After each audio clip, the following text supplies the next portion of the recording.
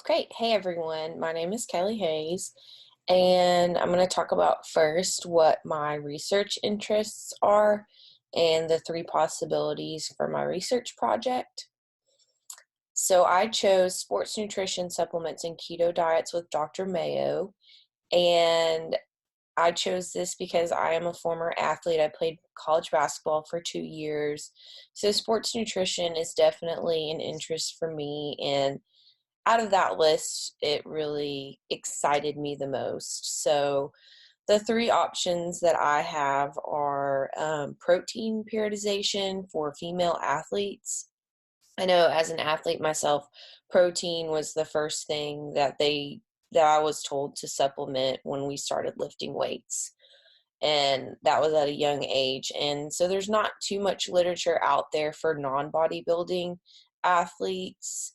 And I think the timing of protein is important as well as how much they should be getting. So I'd like to focus on when they should take it, before workouts, after workouts, things like that. And then my second option is the amount of protein most effective in helping with body composition, strength, and athletic performance in female athletes. So not only do I think it's important to time it correctly, but then also the amount of protein makes a difference as well. And then my third option would be building muscle on a keto diet. In bodybuilding and lifting weights, you're always told if you want to gain muscle mass, increase your protein intake and increase your carbs. But I do know, keto's a pretty popular diet now too, and I follow some people on Instagram who are keto in the bodybuilding industry. So I'm just wondering how that works with muscle growth. I think it'd be a really interesting topic to research. Okay, so part two, reading the three articles in the materials folder. So the first two articles that I read was the Spoiled Science and Shoddy Research articles about Brian Wansink. And he wrote these really popular, catchy research articles and got a lot of public attention for him, made a lot of appearances on Oprah and other TV shows. And sooner or later, his research was found to have tons of statistical errors. And now, people are questioning if any of his research is valid. So that basically ruined his whole career, because any research that he's done or will do in the future, people will question. And they found that a lot of his research, he might have been data sharing. So he used like the same data on multiple different articles.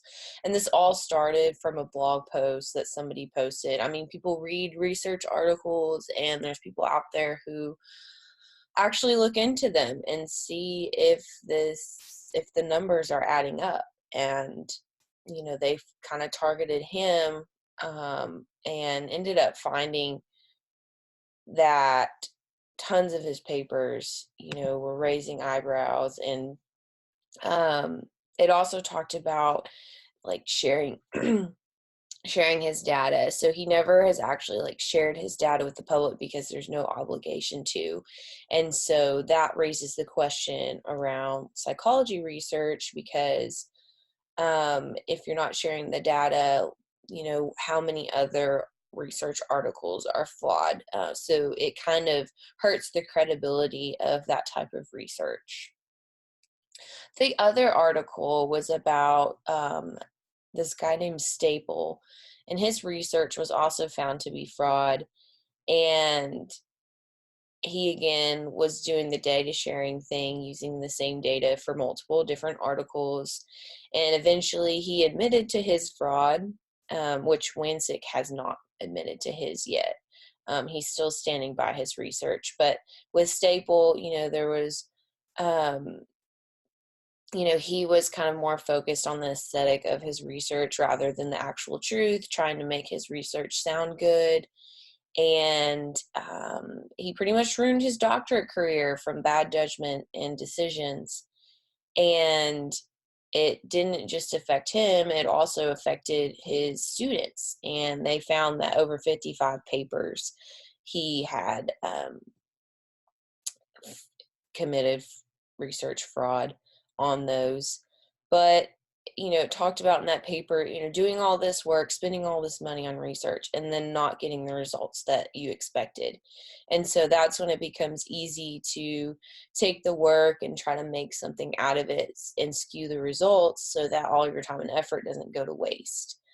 And not only, are people lying about the data, there's also lots of other ways to lie, from research grants and using fake images in the studies. So things like this really raise people's eyebrows. Is research credible? And that's a tricky place to get in, I think, because research is supposed to be like, what you can rely on. It's not just a Facebook article. It's supposed to be peer reviewed. It's supposed to be from these scientists that we can trust. And so people like this really give research a bad name.